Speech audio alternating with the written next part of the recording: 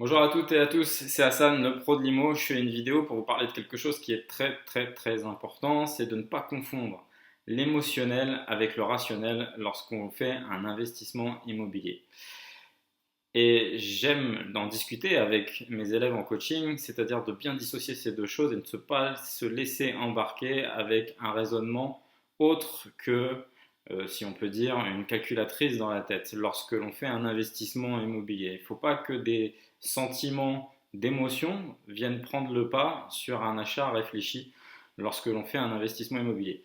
Et dans cette vidéo, je vais vous parler d'un investissement immobilier qui m'est proche, puisque c'est ma maman qui a fait un investissement immobilier complètement foireux. Alors, pour vous situer un petit peu l'histoire, il y a quelques années, ma maman a acheté un bien immobilier qu'elle a récupéré en succession de mon arrière-grand-mère. Si vous voulez, elle avait des parts dessus. Et ses frères et sœurs avaient également des parts dessus. Elle a racheté pour un euro symbolique les parts de ses frères et sœurs. Et elle a fait les travaux dans cette maison. Alors, pour vous faire un descriptif rapide de la maison, maison 90 mètres carrés, très bien placée dans un quartier assez sympa par chez moi. Jardin, garage, enfin c'était plus ou moins c'était une bonne acquisition. Sauf que problématique, c'est qu'elle n'avait pas de stratégie bien définie à travers cet investissement. Elle l'a juste racheté pour qu'il reste dans le patrimoine familial, si on peut dire. Si vous voulez, elle ne voulait pas le louer pour que quelqu'un d'autre de la famille y vive.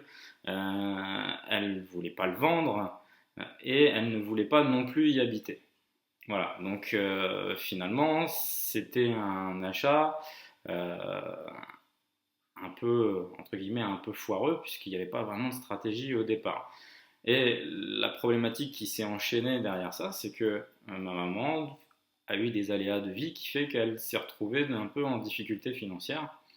Et au bout de 2 ans, elle a dû finalement se séparer de cette acquisition. Et elle a dû la revendre. Alors, deuxième erreur, c'est qu'elle était également une vendeuse à la merci d'un acheteur qui fait n'importe quelle offre. Dans le sens où elle avait besoin absolument de liquidité et quelle que soit la plus-value qu'elle allait créer, elle aurait vendu même au rabais. Et ça n'a pas loupé, elle a vendu cette maison, donc je vous ai dit, elle l'a achetée à peu près avec les travaux finis à environ 35 000 euros. Elle l'a revendu 80 000 euros. Alors certes, elle a fait une plus-value, une plus-value qui était taxable, donc elle a pu rembourser ses dettes, sauf que la nouvelle problématique, c'est que voilà, elle s'est toujours sentie coupable d'avoir vendu ce bien puisqu'elle l'avait racheté pour qu'il reste dans le patrimoine familial. Les années ont passé, les nouveaux acquéreurs vivaient dedans tranquillement jusqu'au jour où il n'y a pas si longtemps que ça, c'était il y a un an, elle s'est décidée de vouloir racheter cette maison. Alors, vous vous doutez bien qu'elle n'aurait jamais pu la racheter au prix qu'elle l'a eu initialement. Elle ne pouvait pas non plus la racheter au prix où elle l'avait vendue. Et donc elle l'a racheté à un prix complètement ahurissant parce que là elle s'est retrouvée dans une position d'être l'acheteuse, mais la bonne acheteuse, celle qui ne réfléchit pas plus que ça sur le calcul de rentabilité ou l'investissement en soi qu'il représente. Et elle l'a acheté 140 000 euros. Voilà, donc c'est quand même un bien qu'elle avait touché 35 000, qu'elle a revendu 70-75 000 et qu'elle a racheté 140 000 euros. Bon, alors, avec ce bien, une fois racheté, elle était encore dans la même problématique qu'au départ. Je ne veux pas y vivre, je ne veux pas le louer, qu'est-ce que j'en fais? Elle s'est quand même forcée à le louer. Mais pour vous donner un ordre d'idée au niveau des chiffres, c'est une maison qu'elle loue 700 euros, puisqu'elle ne peut pas la louer plus cher, c'est la valeur locative d'une maison de ce style. Elle la loue 700 euros pour un achat de 140 000 euros. Donc je vous laisse faire le calcul de rentabilité qui n'est absolument pas bon. Et donc au jour d'aujourd'hui, elle perd pas mal d'argent avec ce bien immobilier. Et voilà, tout ça pour vous dire par rapport à cette histoire qu'il ne faut pas rentrer dans quelque chose qui est de l'ordre de l'affect lorsqu'on fait un investissement immobilier ou un achat immobilier quelconque. c'est vraiment quelque chose qui peut vous plomber et qui peut être plus préjudiciable pour vous lorsque vous vous lancez dans ce business. Parce que je le répète et je le dis souvent à mes élèves en coaching, l'immobilier n'est ni plus ni moins qu'un business.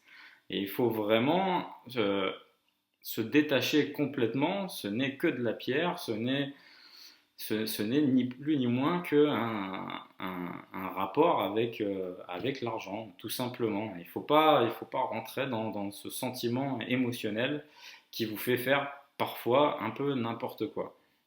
Alors, si je fais une petite parenthèse, la dernière erreur qu'elle a faite, c'est que elle a acheté ce bien tellement elle était pressée, elle a acheté plein pot, au-delà du prix du marché, même si la valeur de la maison était aux alentours de 130 000 euros, elle l'a payé plus cher puisqu'elle était dans les dispositions de mettre l'argent nécessaire et avec sa banque, elle n'a pas pris les assurances nécessaires au cas où elle tomberait malade.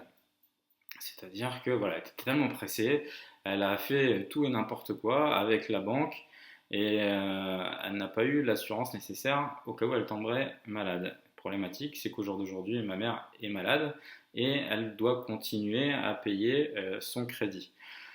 Et tous les mois, elle remet de l'argent et encore et encore et encore sur cet investissement immobilier qui est, comme je l'ai dit initialement, complètement foireux. Voilà, donc c'était pour vous raconter une petite histoire personnelle, mais si ça peut vous aider à comprendre qu'il ne faut absolument pas mélanger ces deux choses, quand on fait un investissement immobilier, voilà, ça doit être froid, ça doit être calculé, ça doit être réellement réfléchi en termes de rentabilité, ni plus ni moins. Vous ne vous laissez pas embarquer dans des considérations qui vous feraient perdre de l'argent et vous amèneraient à quelque chose de vraiment pas positif. Voilà, j'en ai fini sur cette petite histoire. Je vous dis à très bientôt. N'hésitez pas à aller sur le site lerêveaméricain.fr. Vous téléchargerez un guide gratuit sur l'investissement immobilier. Et quant à moi, je vous dis à bientôt pour de nouvelles vidéos. Si la vidéo vous a plu et que vous êtes sur YouTube, laissez un pouce j'aime et un commentaire. Racontez-moi également si vous aussi vous avez fait des achats immobiliers un peu foireux du fait d'avoir mis de l'émotionnalité dans cet investissement. Et je vous dis encore une fois à bientôt et merci. Salut.